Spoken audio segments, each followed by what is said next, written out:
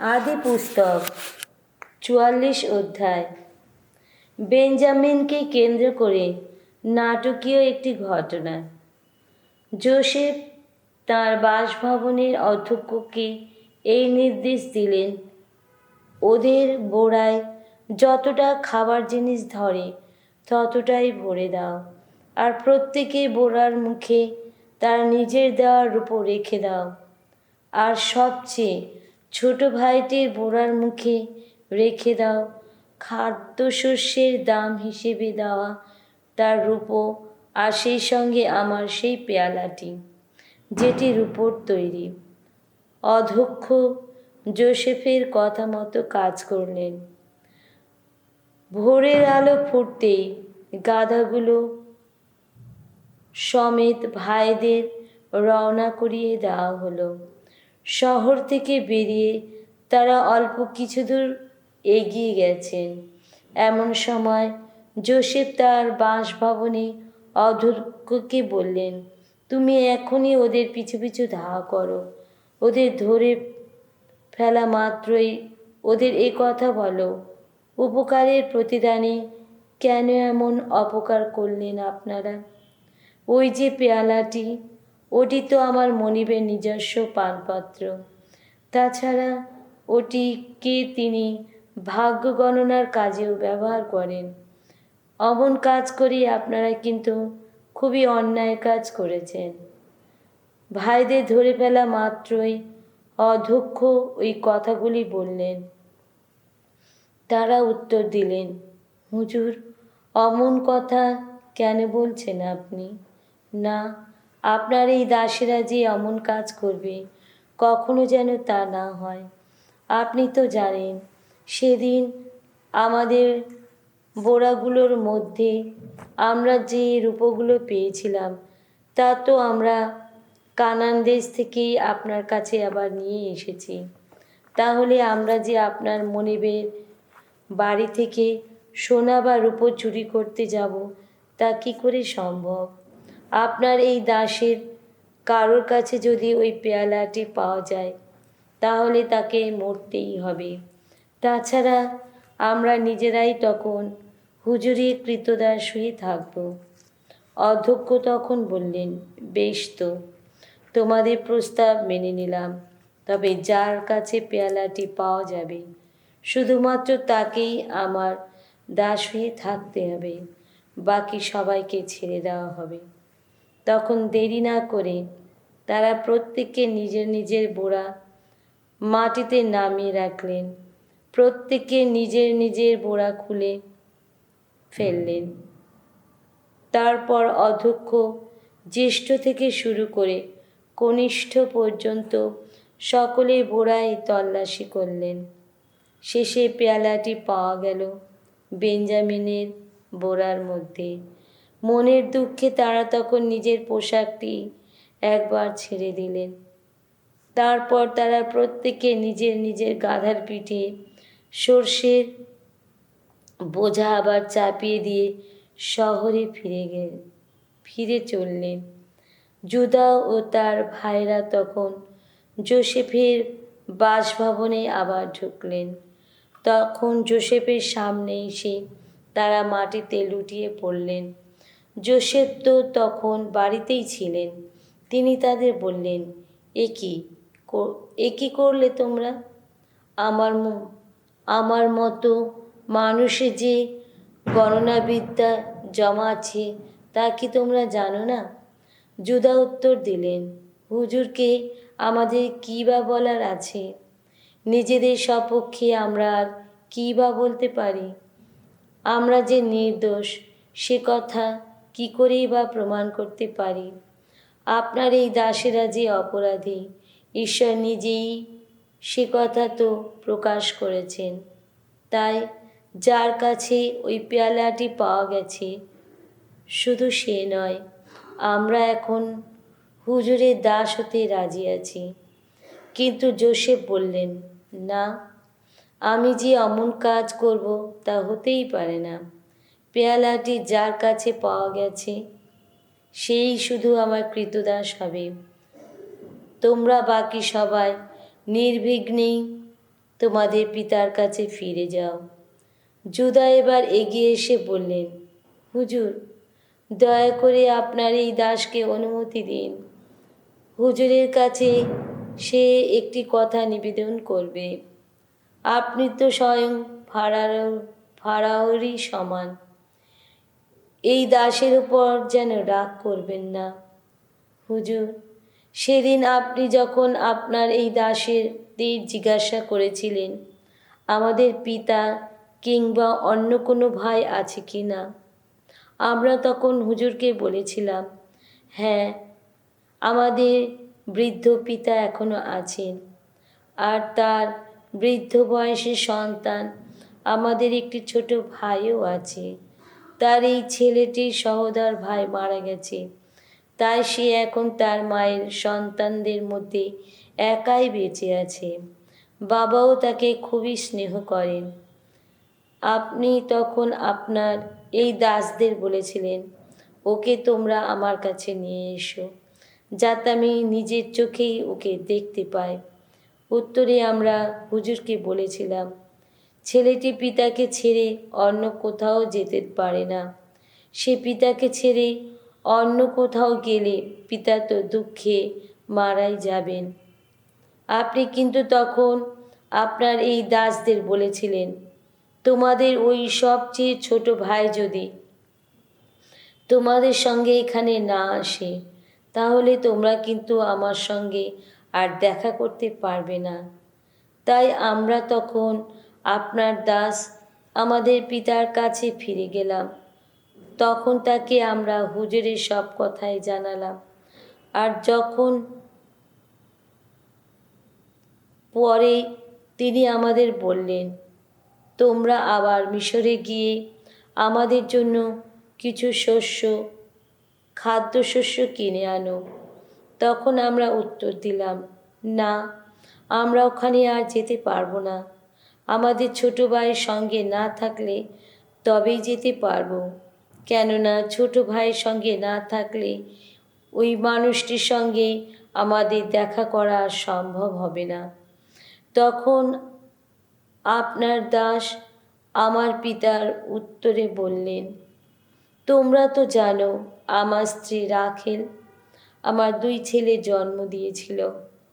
তাদের একজন তো আমাকে ছেড়ে চলেই গেছে।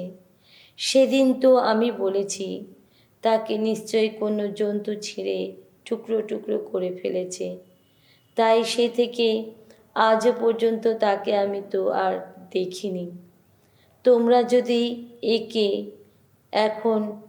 একেও আমার কাছ থেকে নিয়ে যাও, আর এর যদি কোনো বিপদ ঘটে, তাহলে কিন্তু তোমাদের জন্য আমার এই পাকা চুলের বয়সে আমাকে শেষে দুঃখ শোকের ভারে অধোলোকেই নামতে হবে। তাই তো আমি যদি এখন আপনার দাস আপনার পিতার কাছে ফিরে যায়, অথচ ওই ছেলেটি যদি সঙ্গে না থাকে, যেহেতু ওর প্রাণের সঙ্গে পিতার প্রাণ একই সূত্রে বাঁধা, সেহেতু তিনি যখন দেখবেন ছেলেটি আমার সঙ্গে নেই, তখন তিনি তো দুঃখে মারাই যাবেন। এইভাবে আপনার এই দাসদের জন্য আপনার দাস আমাদের পিতাকে তার এই পাকা চুলে বয়সে দুঃখের ভারে অধোলোকে নামতে হবে। আসলে আপনার এই দাস নিজেই পিতার কাছে এই ছেলেটি জামিন হয়ে আছে। আমি তো পিতাকে বলেছি, আমি যদি ওকে আবার আপনার কাছে ফিরিয়ে না আনি, তাহলে বাবা, আমি আপনার কাছে চিরদিনের মতো অপরাধী হয়ে থাকব। তাই এখন আমার নিবেদন, আপনার এই দাস যেন এই ছেলেটির বদলে হুজুরে কৃতদাস হয়ে এখানে থাকতে পারে, এবং ছেলেটি যেন তার অন্যান্য ভাইয়ের সঙ্গে দেশে ফিরে যেতে পারে। কেননা ছেলেটির সঙ্গে না থাকলে আমি কোন মুখেই বা পিতার কাছে ফিরে যাব। পিতার ওপর অমর আঘাত নেমে আসছে। আমাকে যেন এমনটি দেখতে না হয়। 45 ভাইদের কাছে যোসেফের আত্মপরিচয়। তখন অন্যান্য যেসব লোক সেখানে যোসেফের পাশে দাঁড়িয়েছিল, তাদের সামনে নিজেকে আর সামলাতে না পেরে তিনি বলে উঠলেন, এখন ঘর ছেড়ে সবাই বাইরে যাক। তাই তিনি যখন এরপর তার ভাইদের কাছে নিজের পরিচয় দিলেন, তখন অন্য কেউই সেখানে ছিল না। তবে তিনি এত জোরে কেঁদে উঠলেন যে মিশরীয়রাও তা শুনতে পেল। সেই কান্নার খবর ফারাওর প্রাসাদে গিয়ে পৌঁছল। যোসেফ তখন তার ভাইদের বললেন, আমি যোসেফ, বলো, বাবা কি সত্যি এখনো বেঁচে আছেন? কিন্তু তার ভাইরা কোনো উত্তর দিতে পারলেন না, কেননা যোসেফকে এমনিভাবে সামনাসামনি দেখে তারা তখন ভয়ে বিস্ময়ে দিশেহারা। যোসেফ এবার ভাইদের বললেন, এসো, কাছে এগিয়ে এসো। তারা তখন কাছে এগিয়ে এলেন। তিনি বললেন, হ্যাঁ, আমি তোমাদের সেই ভাই যোসেফ, যাকে তোমরা বিক্রি করে দিয়ে মিশরে পাঠিয়ে দিয়েছিলে। তবে তোমরা এখন দুঃখ করো না। তোমরা যে আমাকে সেদিন এই দেশে বিক্রি করে দিয়েছিলে, তার জন্য নিজেদের ধিক্কার দিও না। আসলে আমাকে সেদিন তোমাদের আগে আগে এখানে পাঠিয়ে দিয়ে ঈশ্বর বহু মানুষের প্রাণ বাঁচাতেই চেয়েছিলেন। এদেশে দুর্ভিক্ষ তো 2 বছর ধরেই চলেছে, আরও 5 বছর ধরেই না হবে চাষবাস, না হবে ফসল। আমাকে তোমাদের আগে আগে এখানে পাঠিয়ে দিয়ে ঈশ্বর তো পৃথিবীতে তোমাদের বংশ রক্ষা করতে চেয়েছিলেন। আশ্চর্য উদ্ধারের পথ সৃষ্টি করে তিনি তো তোমাদের প্রাণে বাঁচাতেই চেয়েছিলেন। তাই বলছি, তোমরা নও, ঈশ্বরই আমাকে এখানে পাঠিয়েছেন। আমাকে তিনি করে তুলেছেন ফারাওর পিতৃপ্রীতম, ফারাওর রাজসভার সব কিছু পরিচালক আর গোটা মিশর দেশের শাসনকর্তা। এবার তোমরা তাড়াতাড়ি বাবার কাছে ফিরে যাও। তাকে গিয়ে বলো, আপনার ছেলে যোসেফ আপনাকে বলে পাঠিয়েছে, ঈশ্বর আমাকে মিশরের সব কিছুর পরিচালক করে তুলেছেন। আপনি দেরি না করে আমার কাছে চলে আসুন। আপনি এখানে গোশেন অঞ্চলেই বাস করবেন। আপনি আমার কাছাকাছি থাকবেন। আপনি আপনার সমস্ত পুত্র কন্যা, নাতি নাতনি, আপনার ছোট বড় যত গবাদি পশুর পাল এবং আপনার যা কিছু আছে সবই, গোশেন অঞ্চলে আপনার ভরণ পোষণের জন্য যা কিছু দরকার আমি তা যোগাব। তাতে আপনাকে, আপনার পরিজনদের কাউকে বা আপনার অন্য যা কিছু আছে তার কোনো কিছুরই কোনো কষ্টে পড়তে হবে না। দুর্ভিক্ষ তো এখনো 5 বছর ধরেই চলবে, অন্য কেউই নয়। আমি যোসেফ নিজেই যে এখন তোমাদের সঙ্গে কথা বলছি, তা তোমরা তো নিজেদের চোখেই দেখতে পাচ্ছ। আমার ভাই বেঞ্জামিনও দেখতে পাচ্ছে। তাই বাবাকে গিয়ে জানিও, মিশরে কত সম্মানিত মানুষ আমি। যা কিছু দেখেছ তা সবই জানিও। আর যত তাড়াতাড়ি সম্ভব বাবাকে নিয়ে এসো, বাবাকে এখানে নিয়ে এসো। এই বলে তিনি আকুল হয়ে তার ভাই বেঞ্জামিনের গলা জড়িয়ে ধরলে। কেঁদে ফেললেন তিনি। বেঞ্জামিনও তখন তার গলা জড়িয়ে ধরে কাঁদতে লাগলেন। তারপর তিনি পরপর তার সমস্ত ভাইকে সস্নেহে চুম্বন খেলেন, তাদের আলিঙ্গন করে কাঁদলেন। এতক্ষণে তার ভাইদের পক্ষে তার সঙ্গে কথা বলা সম্ভব হলো। ফারাওর প্রাসাদে যখন এই খবর পৌঁছল যে যোসেফের ভাইরা নাকি এসেছেন, তখন ফারাও ও তার কর্মচারীরা খুশি হলেন। ফারাও যোসেফকে বলে পাঠালেন, তুমি তোমার ভাইদের এই কথা বলো, তোমরা বরং এক কাজ করো, তোমাদের পশুগুলির পিঠে শস্যের বোঝা চাপিয়ে এক্ষুনি কানান দেশে ফিরে যাও। তারপর তোমাদের পিতাকে এবং তোমাদের প্রত্যেক পরিবারের সবাইকে সঙ্গে নিয়ে আমার এখানে আবার ফিরে এসো। আমি মিশরে সবচেয়ে ভালো অঞ্চল তোমাদের হাতে তুলে দেব। সেখানে তোমরা এখানকার সেরা খাবারই খেতে পাবে। তাছাড়া আমার হয়ে তোমাদের তাদের এই কাজ করতেও তোমরা এখানকার সেরা খাবার খেতে পাবে। আর তাছাড়া আমার হয়ে তাদের এই কাজ করতেও বলো। মিশর দেশ থেকে তোমরা তোমাদের স্ত্রী পুত্র কন্যাদের নিয়ে আসার জন্য কিছু গাড়ি নিয়ে যাও। তারপর তোমাদের পিতাকে সঙ্গে নিয়ে এখানে চলে এসো। ওখানকার সম্পত্তি নিয়ে দুঃখ করো না, কেননা এই গোটা মিশরের সবচেয়ে ভালো অঞ্চলটি তোমাদের অধিকারে থাকবে। ইসরায়েলের পুত্রেরা তখন তাই করলেন। ফারাওর নির্দেশ মতো যোসেফ তাদের কয়েকটি গাড়ি দিলেন এবং যাত্রার জন্য খাবারও দিলেন। তাছাড়া তিনি তাদের প্রত্যেকে এক প্রস্থ করে নতুন পোশাক দিলেন, কিন্তু বেঞ্জামিনকে তিনি দিলেন 5 প্রস্থ নতুন পোশাক আর সেই সঙ্গে 300 শেকল রূপো।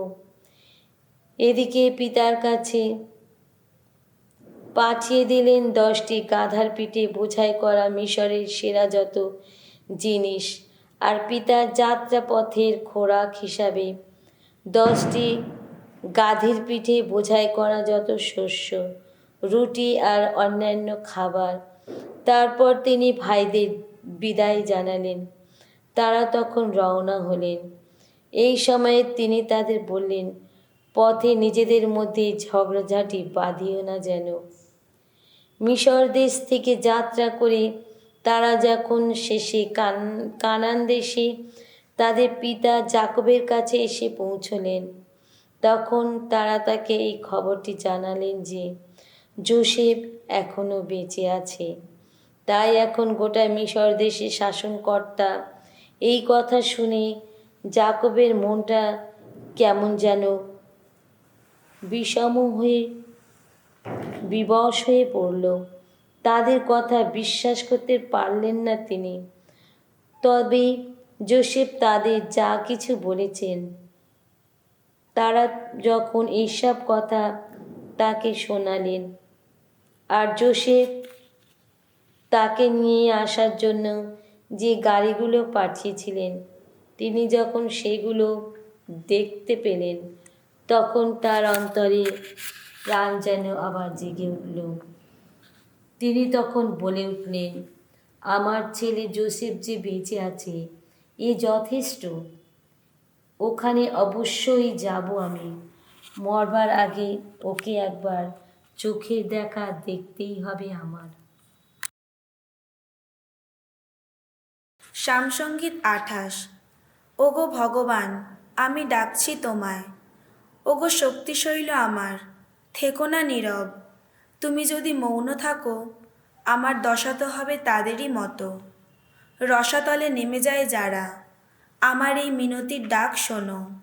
ওগো শোনো, যখন তোমায় ডাকি আমি, যখন এ দুটি হাত বাড়িয়ে দিই আমি তোমার ওই পুণ্যতম আবাসের দিকে। ওই যে দুর্জনেরা নষ্টামির কাজ করে যারা, ওদের সঙ্গে তুমি আমাকেও টেনে সরিয়ে নিও না দূরে। প্রতিবেশী মানুষকে ওরা তো শোনায় কত শান্তির কথা, অথচ ওদের মনে শুধুমাত্র অনিষ্ট কামনা। ওরা যে যেমন কাজ করে, যে যেমন অপকর্ম করে, সেই মতো ওদের দাও যোগ্য প্রতিদান। নিজের নিজের হাত দিয়ে যে যেমন কাজ করে, সেই মতো দাও তুমি যোগ্য প্রতিদান। যার যা পাবার কথা মিটিয়ে দাও তুমি ভগবানের কর্মকীর্তি। ভগবান নিজে যা কিছু করেন ওরা কেউই তা গ্রাহ্য করে না। ওদের তিনি যেন নস্যাৎ করেন আর যেন মাথা তুলে দাঁড়াতে না দেন। আহা, ধন্য ধন্য ভগবান, আমার এই মিনতির ডাক শুনেছেন তিনি। ভগবান শক্তি আমার, তিনি রক্ষাফলক আমার। ভগবানই আমার প্রাণের ভরসা। আমি তার সহায়তা পেয়েছি বলে মন আমার আনন্দে অধীর। আমি এই গানে তাই করি, আমি তারই বন্দনা।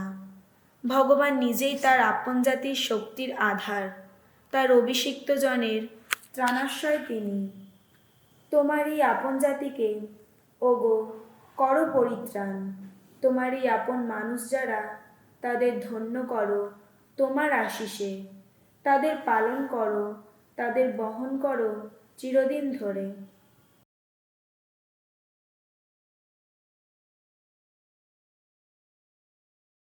মতিরচিত মঙ্গল সমাচার 15 অধ্যায় 21 থেকে 39। সেই জায়গা ছেড়ে যিশু এবার চলে এলেন তুরুস ও সিদোনের কাছাকাছি অঞ্চলে। একদিন ওই তুরস ও সিদোন এলাকা থেকে একজন কানানীয় স্ত্রীলোক যিশুর কাছে এলো। সে চিৎকার করে বলতে লাগলো, প্রভু, দাউদ সন্তান, আমাকে দয়া করুন। আমার মেয়েটিকে একটা অপদূতে পেয়েছে, সে ভয়ানক কষ্ট পাচ্ছে।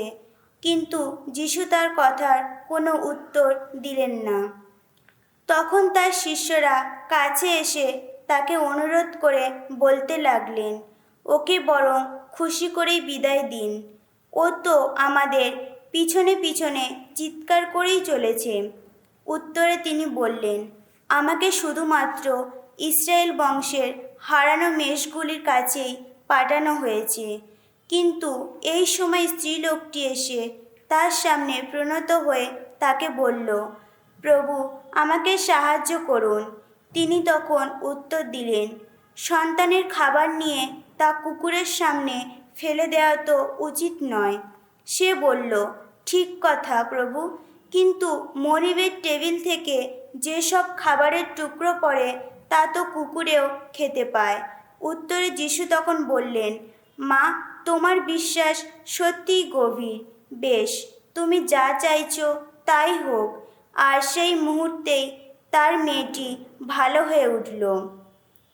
তারপর একদিন যিশু সেই অঞ্চল ছেড়ে গালিলিয়া সাগরের উপকূলে চলে এলেন। তিনি কাছের পাহাড়টায় গিয়ে উঠলেন এবং সেখানে বসলেন। বহু লোক তখন তার কাছে এসে ভিড় করতে লাগলো। সঙ্গে তারা নিয়ে এসেছে পঙ্গু, খোঁড়া, অন্ধ, বোবা এবং ওই রকম আরও অনেক লোককে।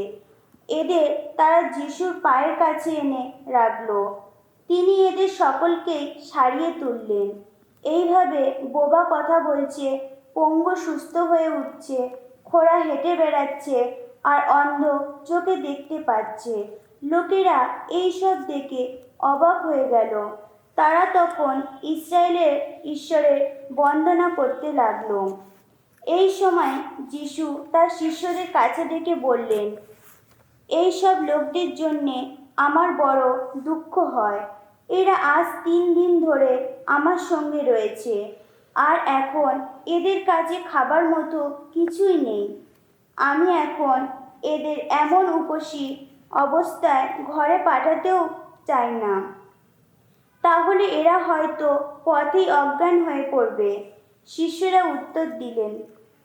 উত্তরে বললেন, কিন্তু এতগুলো লোকের খিদে মেটাবার মতো রুটি আমার এমন নির্জন স্থানে কোথা থেকেই বা পাই বলুন। যিশু তখন জিজ্ঞেস করলেন, আচ্ছা, তোমাদের কাছে কখানা রুটি আছে? তারা উত্তর দিলেন, 7 খানা। তাছাড়া কয়েকটা ছোট মাছও রয়েছে। তখন যিশু লোকদের মাটিতে বসতে বললেন। তারপর সেই 7 খানা রুটি ও সেই মাছগুলো হাতে নিয়ে তিনি পরমেশ্বরকে ধন্যবাদ জানালেন, আর রুটি ও মাছগুলো ছিঁড়ে টুকরো টুকরো করে শিষ্যদের হাতে তুলে দিলেন, আর শিষ্যরাও তখন তা লোকদের দিতে লাগলেন। তারা সকলে খেলো, পেট ভরেই খেলো। তারপর যতগুলো টুকরো পড়ে রইল শিষ্যরা তা কুড়িয়ে নিলেন, আর তাতে 7খানা ধামা ভরে গেল। সেদিন যারা খেয়েছিল স্ত্রীলোক আর বাচ্চা ছেলে মেয়ে ছাড়া তাদের সংখ্যা ছিল 4000। লোকদের বিদায় দেওয়ার পর যিশু নৌকোয় গিয়ে উঠলেন, আর সেখান থেকে মাগানা